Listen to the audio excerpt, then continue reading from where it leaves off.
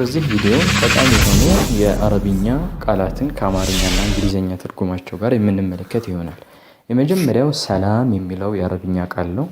ይህ አገልግሎት ላይ የሚውለው ለሰላምታ ነው። ሰላም እንደው በተለመደ ሁኔታ አማርኛም ላይ ሰላም እንላለን፣ እንግሊዘኛም ሄሎ የሚለው ነው። ሁለተኛው ቃል አና የሚለው የአረብኛ ቃል ሲሆን ፐርሰናል ፕሮናውን ነው። አንድ ሰው ራሱን የሚገልጽበት እኔ የሚልበት ነው። በእንግሊዘኛው አይ ወይም ደግሞ አይ አም የሚለውን የሚወክል ነው ማለት ነው። አና እኔ፣ አና ጣሊቡን ይላል አንድ ተማሪ ለምሳሌ እኔ ተማሪ ነኝ ለማለት ማለት ነው። በመሆኑም አና የሚለውን አንድ ሰው ራሱን ለመግለጽ እኔ ለማለት የሚጠቀምበት ቃል ነው። አና ጣሊቡን እኔ ተማሪ ነኝ። አና ጣሊበቱን እኔ ተማሪ ነኝ ትላለች ማለት ነው ሴቷ። ሁለተኛው አንተ የሚለው ነው። አንተ ሰከንድ ፐርሰን ፕሮናውን ተብሎ የሚጠቀሰው በእንግሊዝኛ ማለት ነው። አንተ ለማለት ዩ አር። ይህ አገላለጽ ግን አንተ የሚለው ለወንድ ብቻ ነው። ለወንድ ሲሆን አንተ ነው የምንለው። ለሴት ሲሆን ምን እንደሚሆን በቀጣይ የምናይ ይሆናል።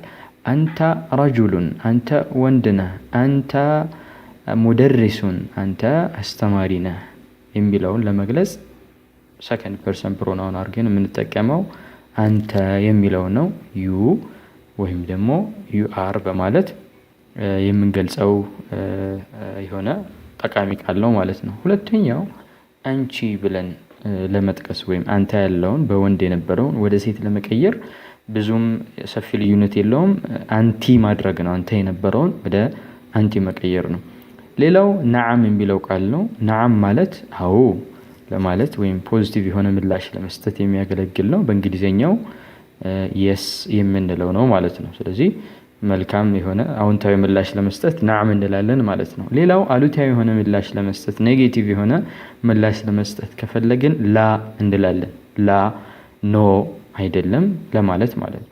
ሌላው ብዙ ጊዜ ግልጋሎት ላይ የሚለው አይضን የሚለው አረብኛ ቃል ነው። አይضን ማለት በድጋሚ አንድ ነገር ከተጠቀሰ በኋላ ራሱን ደግሞ ለመጥቀስ የሚያገለግል ነው። በእንግሊዘኛው ቱ ተብሎ የሚጠራው ማለት ነው።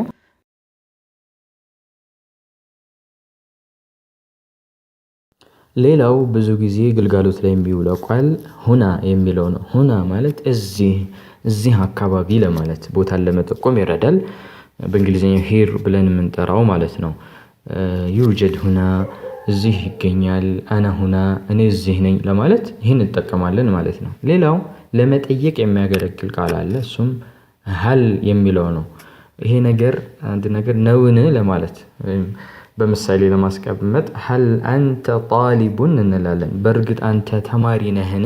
ሀል አንቲ ጣሊበቱን በእርግጥ አንቺ ተማሪ ነሽን? ሀል ሃዛ ሙሐመዱን ይሄ ሙሐመድ ነውን ብለን ለመጠየቅ እቺ ሀል የሚለውን እናስቀምጣለን። በግስም ላይ በስምም ላይ ያገለግላል ሀል የሚለው። ሀል ተቁሙ ትቆማለህን? ሀል ተርጂዑ ትመለሳለህን? አሁን ይሄ ግሶች ላይ ነው። ስሞች ላይም በተመሳሳይ መልክ የሚያገለግል ነው። ሌላው ምን የሚለው ወይም ማን ነው ለማለት የምንጠቀምበት በእንግሊዝኛ ሁ ብለን የምንጠቀምበት ነው። ይህ ግልጋሎት ላይ የሚውለው አእምሮ ላላቸው ነገሮች ለመጠየቅ ማለት ነው። ማን ነው ለማለት። ሌላው ለይሰ የሚለው ነው። ይህም ኔጌቲቭ የሆነ አሉታዊ የሆነ ምላሽ ለመስጠት የምንጠቀምበት ነው። እንደ ላ እንዳልነው ቃል ማለት ነው። አይደለም ኖት ለማለት ለይሰ እንላለን። ለይሰ ሃዛ ሙሐመዱን፣ ለይሰ ሃዛ አሕመዱን እንላለን። ይሄ እኮ አሕመድ አይደለም፣ ይሄ እንደዚህ አይደለም ለማለት ማለት ነው። እርግጥ ከላ ከሚለው ቃል ጋራ የተወሰነ ሰዋሰዋዊ የሆነ ጠለቅ ባለ መልኩ ስንመለከት ከላ ጋራ ያለ ልዩነት ከመኖሩ ጋራ ማለት ነው። ሌሎች መሰል የሆኑ ቪዲዮዎች ይደርሳችሁ ዘንድ ሰብስክራይብ በማድረግ በቻናላችን ቤተሰብ እንዲሆኑ እንጋብዛለን።